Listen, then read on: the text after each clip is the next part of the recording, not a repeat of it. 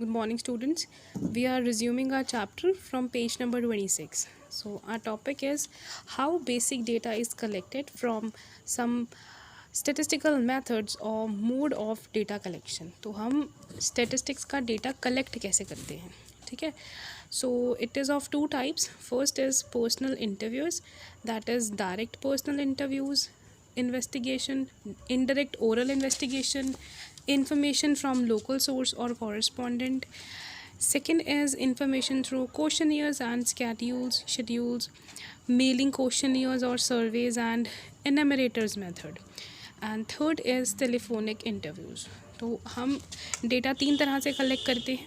First जो हम personal interviews करते हैं, डायरेक्ट भी हो सकता है, इनडायरेक्ट भी हो सकता है, या हम किसी पर्टिकुलर पर्सन के बारे में किसी और से पूछ सकते हैं जो उसको जानता हो.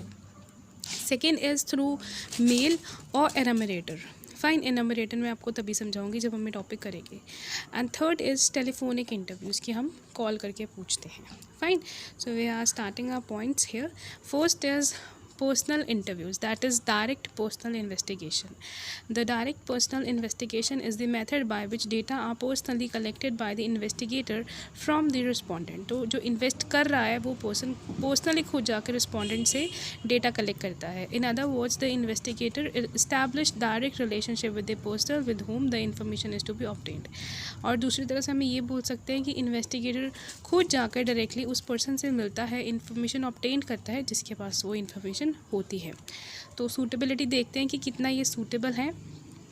ये बहुत अच्छा रहता है क्योंकि इसमें कोई बायसनेस नहीं होती, कोई प्रॉब्लम नहीं होती, कुछ गलत नहीं होता है, ठीक है. बट प्रॉब्लम ये है कि बहुत ज़्यादा बड़े एरिया के लिए सूटेबल नहीं है क्योंकि हम ये पॉसिबल नहीं है कि हम एक एक पर्सन के पास जाके कोई डेटा कलेक्ट करें. जैसे कि मैंने पहले आपको एग्जांपल दी थी कि आपके एरिया में अगर आपने देखना है कि 10 ईयर्स से छोटे कितने बच्चे हैं आपके एरिया में, वो आप कर लोगे, वो आप डोर टू डोर जाके हो जाएगा. बट वही अगर मैं आपको बोलूँ कि आप अपने स्टेट में देखो तो वो इतना पॉसिबल नहीं है, ठीक है. तो जो हमारा पर्सनल इंटरव्यूज़ के थ्रू डायरेक्ट पर्सनल इन्वेस्टिगेशन है वो क्या है, लिमिटेड एरियाज़ के लिए है. A greater degree of original, obviously आप जाके उस पर्सन से डायरेक्टली पूछ रहे हो तो वो तो सही बताएगा. Information is to be kept secret, कभी कभी लोग सही नहीं बताते हैं, जो मेन इन्फॉर्मेशन होती है वो रख लेते हैं अपने पास में, समझाते नहीं हैं. फोर्थ इज़ जो हमारा डेटा होगा वो बिल्कुल एक्यूरेट होगा, एक्यूरेसी लेवल हाई होगा उसमें. When direct contact with the respondent is required, ठीक है. बट इसमें यह है कि हमें डायरेक्टली उस पर्टिकुलर पर्सन के पास जाना पड़ेगा. सो इसके मेरिट्स क्या है हमने ऑलरेडी डिस्कस कर लिए. ओरिजिनलिटी है, हमारा डेटा ओरिजिनल होगा, एक्यूरेट होगा, रिलायबल होगा क्योंकि हम उस पर्सन से जाके मिलते हैं, बात करते हैं, ठीक है. हमें रिलेटेड इन्फॉर्मेशन मिलती है डायरेक्ट उसी पर्सन से जिसके पास वो इन्फॉर्मेशन है. यूनिफॉर्मिटी हो रहेगी डेटा की, हमें जो फैसिलिटी चाहिए उस पर्सन से जो हमें इन्फॉर्मेशन दे रहा है वो हमें मिलेगी. Elastic, this method is Fairlie elastic because the investigator can always make necessary adjustment in his set of questions. तो हम क्वेश्चंस भी चेंज कर सकते हैं अगर हमें लग रहा है कि जो जिस पर्सन से हम इन्वेस्टिगेशन कर रहे हैं वो मे बी इंटरेस्टेड नहीं है या थोड़ा इरिटेट हो रहा है, तो हम उसके अकॉर्डिंग भी क्वेश्चंस को चेंज कर सकते हैं. अब डी मेरिट, वाइडर एरियाज़ के लिए पॉसिबल नहीं है. अगर उस पर्सन से किसी इस तरह के पर्सन के बारे में पूछा जा रहा है जिससे उसकी बनती ना हो तो डेफिनेटली वो गलत ही बोलेगा. कॉस्टली है क्योंकि डोर टू डोर जाना है. लिमिटेड कवरेज, वही है बात कि हम हायर स्केल पे इन्वेस्टिगेशन नहीं कर सकते हैं, ठीक है. In this method the area of investigation is generally small, तो जितना भी हमारा एरिया होगा वो स्मॉल होगा. सेकेंड पॉइंट है फर्स्ट पॉइंट का ही 1.2, that is indirect oral investigation. Indirect oral investigation is the method by which information is obtained not from the person regarding whom the information is needed. It is collected orally from other person who is expected to possess the necessary information. These persons are known as witnesses. ठीक है, तो यहाँ पे हमें एक और term पता चल गई, witness. Fine, here it is. सो अभी इनडायरेक्ट में क्या होता है कि हम डायरेक्टली उस पर्सन पे जाके बात नहीं करते हैं, ठीक है. उस पर्सन से जाके इन्वेस्टिगेट नहीं करते हैं, उस तरह के पर्सन के पास जाके इन्वेस्टिगेट करते हैं जो मेन पर्सन को जानता हो. लेट्स सी कि मुझे आपके बारे में कुछ पूछना है तो मैं आपके बजाय मैं आपके पेरेंट्स, सिबलिंग या आपके फ्रेंड को पूछूंगी आपके बारे में, तो वो क्या बन जाएगी, इनडायरेक्ट ओरल इन्वेस्टिगेशन. ठीक है, अभी स्टेबिलिटी क्या है, this method is stable for the field of investigation is relatively large. जहाँ बहुत बड़े फील्ड की बात करनी हो तो हम वहाँ ये मेथड यूज़ कर सकते हैं। It is not possible to have direct contact with the concern respondent. कभी कभी वो जो रिस्पोंडेंट है हमें अवेलेबल नहीं है तो हम इनडायरेक्ट इन्वेस्टिगेशन कर सकते हैं। The concern respondent are not capable of giving information because of ignorance और इलिटरेसी। हाँ ठीक है, उस पर्सन ने या तो नहीं माना उसका इंटरेक्ट करने का, या इलिटरेसी है, लाइक वो इतना एडुकेटेड नहीं है, या बीमार है, या कोई उसको प्रॉब्लम हो गई है। ठीक है, तो इन केसेस में भी हम इनडायरेक्ट इन्वेस्टिगेशन कर सकते हैं। इसके मेरिट्स क्या है, वाइड कवरेज, बहुत बड़ा एरिया हो तो हम वहाँ जाके भी इन्वेस्टिगेशन कर सकते हैं, तो लिमिटेड एरिया की कोई प्रॉब्लम नहीं है। लेस एक्सपेंसिव, ऑब्वियसली कहाँ हम डोर टू डोर जा रहे थे, टीम जा रही थी सारी की सारी। अब यहाँ हम एक ही पर्सन से काफ़ी सारे लोगों के बारे में जान लेंगे। एक्सपर्ट ओपिनियन, ऑब्वियसली क्योंकि वो पर्सन उसे जानता बहुत अच्छे से है तो वो जो ओपिनियन देगा वो सही देगा। फ्री फ्रॉम बायस, क्योंकि उसका रिलेटिव है, वो बायसनेस नहीं होगी। Simple, this is relatively simple approach of data collection. ये बहुत ही सिंपल है डेटा कलेक्शन की। अभी करते हैं बात डीमेरिट्स की। लेस एक्यूरेट, ठीक है, कभी कभी वो डेटा सही ना बताए या उसकी अकॉर्डिंग जो वो रिस्पोंडेंट के बारे में सोचता है वो बताए, बाइज्ड।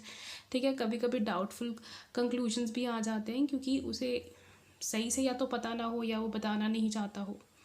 अब हम करेंगे difference direct investigation and indirect investigation का। ठीक है, डायरेक्ट इन्वेस्टिगेशन जो होती है वो हम रिस्पोंडेंट से खुद जाकर बात करते हैं। ठीक है, और इनडायरेक्ट में क्या होता है, हम रिस्पोंडेंट के रिलेटिव या उस पर्सन के पास जाते हैं जिसके पास वो इन्फॉर्मेशन है। जो डायरेक्ट इन्फॉर्मेशन होती है वो स्मॉलर स्केल के लिए होती है। ऑन द अदर हैंड और ऑन द कॉन्ट्ररी साइड जो इनडायरेक्ट इन्फॉर्मेशन है वो लार्जर एरियाज के लिए होती है। In direct personal investigation, investigator must be well versed in language. Direct investigation में प्रॉब्लम आती है इन लैंग्वेज की, कि बेसिकली होती है एडुकेटेड लोगों के लिए। ठीक है, बट जो इनडायरेक्ट होती है उसके लिए ऐसा कुछ नहीं, क्योंकि ओरल इन्वेस्टिगेशन होते हैं तो हम लैंग्वेज भी चेंज कर सकते हैं उस पर्टिकुलर पर्सन के अकॉर्डिंग। ठीक है, सो इनडायरेक्ट में लैंग्वेज की बायसनेस नहीं होती, लैंग्वेज का कोई प्रॉब्लम नहीं होता, बट डायरेक्ट में लैंग्वेज की प्रॉब्लम होती है। ठीक है, जो इनडायरेक्ट होती है वो इतनी कॉस्टली नहीं होती है, जो डायरेक्ट होती है वो कॉस्टली होती है क्योंकि हमें पर्टिकुलर हर एक पर्सन को कवर करना पड़ता है। Information from local sources of correspondents. ठीक है, तो ये थोड़ा थोड़ा इनडायरेक्ट जैसा है बट एग्जैक्टली नहीं है, बट थोड़ा थोड़ा उसके जैसा ही है। Under this method, the investigator appoints local person or correspondent. तो correspondent कौन हो गया कि investigator अपने नीचे एक पर्सन को हायर कर लेता है जो जाकर सारी इन्फॉर्मेशन लेकर आता है। तो उसको क्या कहेंगे, कॉरस्पॉन्डेंट आप बोल सकते हो, मिडल मैन कह सकते हो, लोकल पर्सन कह सकते हो। ठीक है, वो इन्वेस्टिगेटर नहीं होता है। ठीक है, एनामरेटर भी नहीं होता, इन्वेस्टिगेटर भी नहीं होता, हम उसको मिडल मैन बोल सकते हैं या कॉरस्पॉन्डेंट बोल सकते हैं। ठीक है, स्टेबिलिटी है। ठीक है, क्योंकि जब हमें कई बार डेटा रेगुलर बेसिस पे चाहिए, मंथली बेसिस पे चाहिए, तो ये बड़ा अच्छा रहता है क्योंकि हमने एक पर्सन को अपॉइंट कर लिया है, वही सब काम करेगा। अब इन्वेस्टिगेटर ने खुद जाके कोई इन्वेस्टिगेट नहीं करना है। ठीक है, तो रेगुलर एंड कंटिन्यूअस हमें इन्फॉर्मेशन मिलती रहती है, लार्जर एरिया भी कवर हो जाता है। इस तरह के datas basically journals, magazines, radios, TV etcetera जैसी जगहों पे चाहिए होते हैं। इस डेटा की हायर एक्यूरेसी रहेगी क्योंकि जिस पर्सन को हमने अपॉइंट किया है वो अच्छा काम करने की भी कोशिश करेगा, एंड सेकेंडली वो डोर टू डोर जाएगा। मेरिट्स इकोनॉमिकल हैं क्योंकि इतने पैसे नहीं लगते, पहले हम खुद जा रहे थे, अब एक पर्सन जा रहा है। वाइड कवरेज, लार्जर एरिया भी हो जाएगा, कंटिन्यूटी रहेगी, हमें रेगुलर इन्फॉर्मेशन मिलती रहेगी डेटा के बारे में। Now suitable for specific purpose. अब ये जो मेथड है स्पेसिफिक पर्पसेस के लिए बहुत अच्छा रहता है, जैसे कि हमने किसी पर्टिकुलर एरिया में सेक्स रेशो देखनी है या इलिटरेसी या लिटरेसी रेट देखनी है, तो वो पर्सन पर्टिकुलर उस एरिया में जाकर विजिट करके सही डेटा लेकर आएगा। ठीक है, और उस पर्पस पे ही काम करेगा जिस काम को उसे कहा गया है। So demerits, loss of originality. Loss of originality क्यों, क्योंकि वो पर्सन मे बी रिस्पोंडेंट से कांटेक्ट ना करे या रिस्पोंडेंट उसे इन्फॉर्मेशन ना दे, या कभी कभार नोट करते टाइम उससे गलती हो जाए, या कई बार कुछ लोग ऐसे होते हैं खुद ही अपने आप ही डेटा लिख देते हैं तो ओरिजिनल नहीं रह पाता है। Lack of uniformity, there is a lack of uniformity of data. This is because data is collected by a number of correspondents.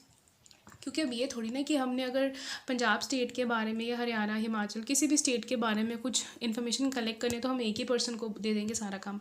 हम बहुत सारे कॉरेस्पॉन्डेंट्स को कलेक्ट करेंगे, हायर करेंगे, तो हर एक कॉरेस्पॉन्डेंट अपने अकॉर्डिंग काम करेगा, तो वहाँ हमारा जो डेटा होगा वो यूनिफॉर्म नहीं होगा। पर्सनल बायस भी हो सकता है, ठीक है। एक्यूरेसी भी कम हो सकती है, जैसे मैंने बताया कि मे बी वो अपनी तरफ से कुछ भी लिख के दे दे। Delay in collection, may be कोई क्लैमिटी आ गई या कोई नेटवर्क प्रॉब्लम आ गई, या जहाँ वो गए, जैसे भी लॉकडाउन चल रहा है, ऐसी कोई प्रॉब्लम आ गई, तो क्या हो जाएगा, हमारा जो डेटा होगा वो कलेक्ट टाइम पे नहीं होगा, ठीक है। Now we moving on the second point, that is information through questionnaires and schedules और schedules, whatever you say, ठीक है। इसके भी दो पार्ट्स हैं। First is mailing you know very well, जो हम ईमेल करते हैं। एक होता है enumerators method. So mailing you know very well की क्वेश्चनियर हम रिस्पॉन्डेंट के घर पे मेल कर देते हैं, and a letter is attached with the questionnaire giving the purpose of inquiry. Students, here it is not mentioned whether it is that hard copy form or soft copy form, so it is not important, it is not necessary to mention email or that hard copy mail, fine. So just write mail only, fine, okay. So इसमें क्या होता है कि एक letter के साथ में पूरी लेटर पे इंफॉर्मेशन बताई जाती है एंड साथ में क्वेश्चनियर अटैच कर दिया जाता है और उस पर्सन के घर पे मेल कर दिया जाता है। सूटेबल है क्योंकि बहुत बड़ा एरिया कवर हो जाता है, एंड ये सिर्फ एडुकेटेड लोगों के लिए ही है, ठीक है। मेरिट क्या है, इकोनॉमिकल है, जितने मर्जी लोगों को आप मेल कर दो, कोई प्रॉब्लम नहीं है। ओरिजिनल है, डेटा जो भी होगा लोग सही देंगे, वाइड कवरेज हो जाएगी, हाई लेवल पे एरिया हमारा कवर हो जाएगा। सो डीमेरिट्स हैं, लैक ऑफ इंटरेस्ट, कई लोग फिल करते हैं, कई लोग नहीं करते हैं, ठीक है। लैक ऑफ फ्लेक्सिबिलिटी, हम क्वेश्चन चेंज नहीं कर सकते हैं।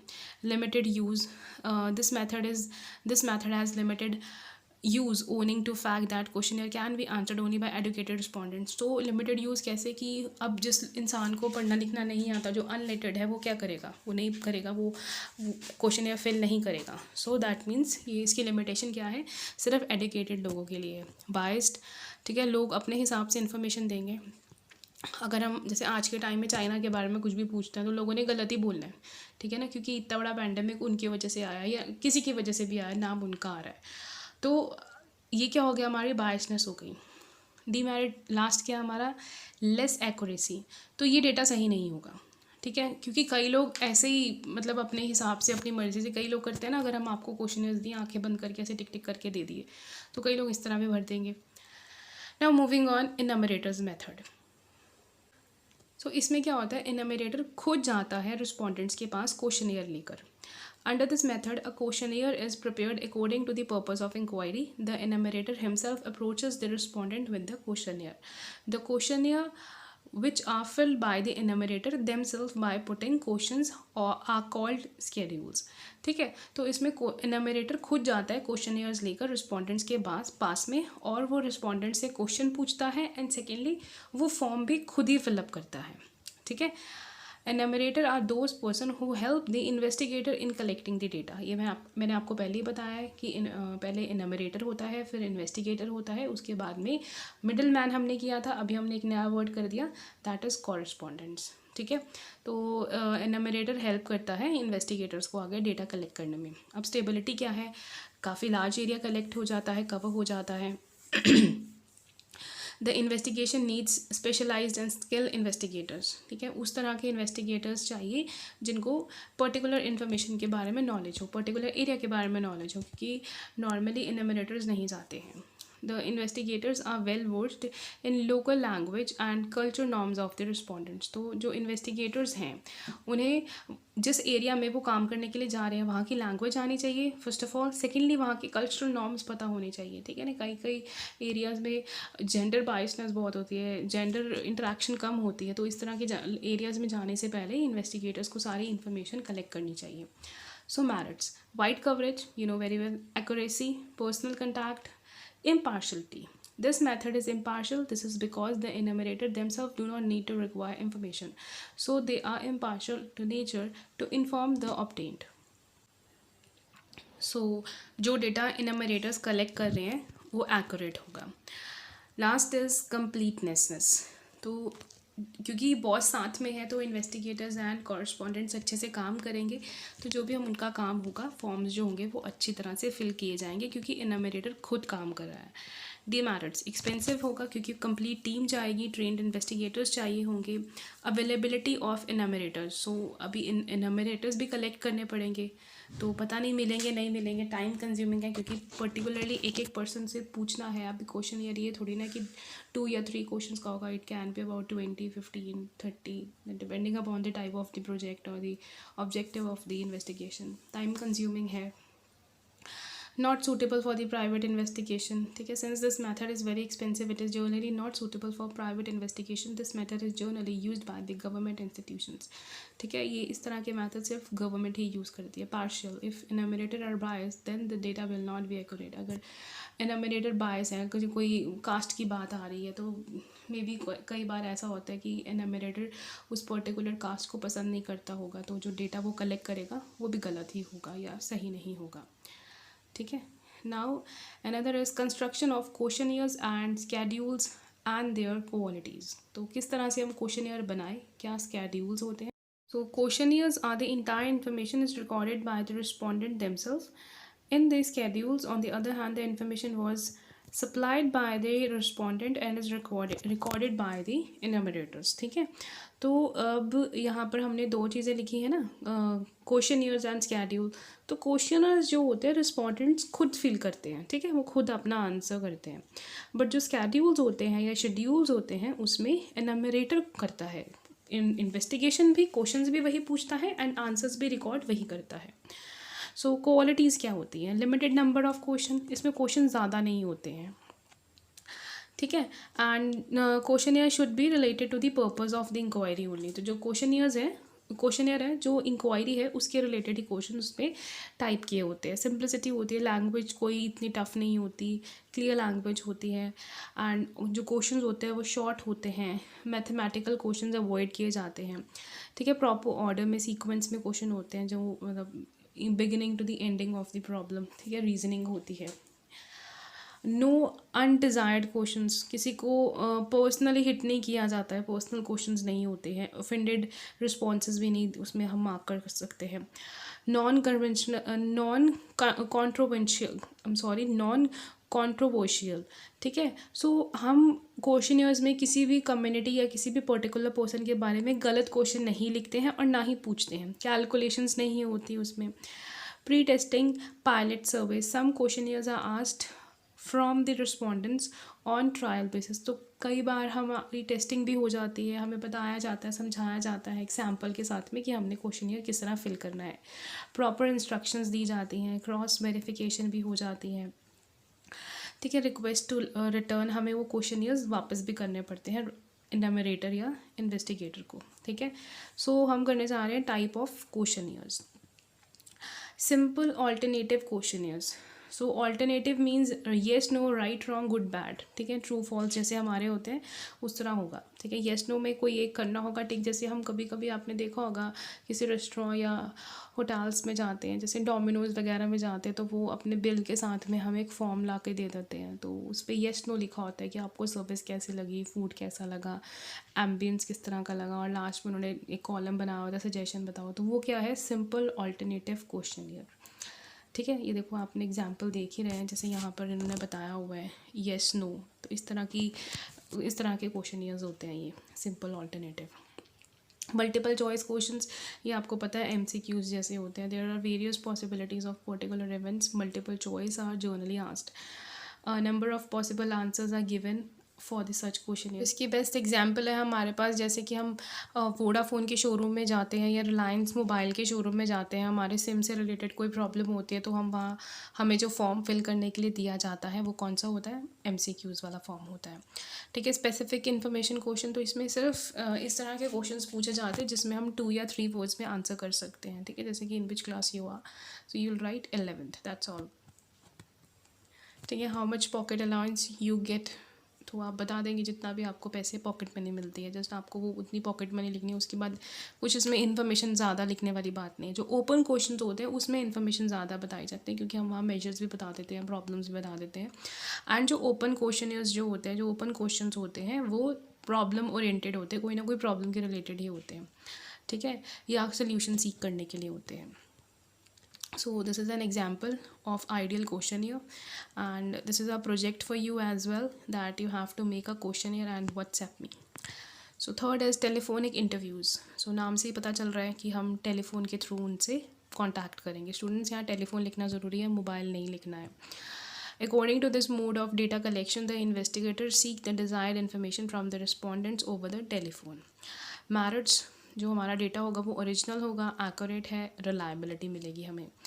The added advantage is that this mode of data is much cheaper as compared to personal investigation. तो पर्सनल इन्वेस्टिगेशन से ज़्यादा ये चीप है, क्योंकि जो हमारा कॉरस्पॉन्डेंट है या मिडल पर्सन है, इन्वेस्टिगेटर है, तो उसे पर्सनली रिस्पॉन्डेंट के घर पे जाने की ज़रूरत नहीं पड़ेगी. He will just make a call to that particular person. Merits, personal bias, limited access. ठीक है, पर्सनल बायस मतलब कि अगर वही कम्युनिटी की बात करते हैं, कास्ट की बात करते हैं, या किसी एक ऐसे पर्सन की बात करते हैं जिसके बारे में वो पर्सन पसंद नहीं करता, तो डेफिनेटली वो उसके बारे में सही इन्फॉर्मेशन नहीं देगा. लिमिटेड एसेस, क्योंकि हम उस पर्सन को देख नहीं पा रहे हैं, we are not seeing that person, so we are not properly interacting. Second, कई बार हमारा कनेक्शन भी ख़राब हो सकता है. मोबाइल टेलीफोन से अच्छे से काम ना कर रहे हो, कुछ कनेक्टिविटी में कोई प्रॉब्लम आ गई, रेंज में प्रॉब्लम आ सकती है. मे बी क्या होता है कि पर्सन जो हमारा रिसीवर होता है, जो रिस्पॉन्डेंट है, वो क्या है, कुछ और रहा होता है, और जो पर्सन इन्फॉर्मेशन रिसीव कर रहा होता है, हमारा कॉरस्पॉन्डेंट, वो कुछ और रिसीव कर लेता है. मतलब कि कहा कुछ और जाता है, समझा कुछ और जाता है, कुछ मैनिपुलेशन भी हो जाती है. तो इसलिए जो हमारा डेटा है उससे हमारी लिमिटेड एक्सेस रहेगी. Fine. So this is all for today, and tomorrow we'll start with collection of secondary data. So students, I hope you've understood what I want to make you understand. See, all of my lectures are very narrative. You need not to be on your mobiles, you need not to keep your eyes on mobile. You simply just on the video and put your phones aside and just listen to me. I think today's lecture I have made very easy, very comfortable, no tough thing, nothing like that. But it's okay. If you feel any sort of problem, please do message me. I have no problem if you'll message me, and the time slot for messaging me is 9 a.m. to 1 p.m. so maintain that. Thank you so much.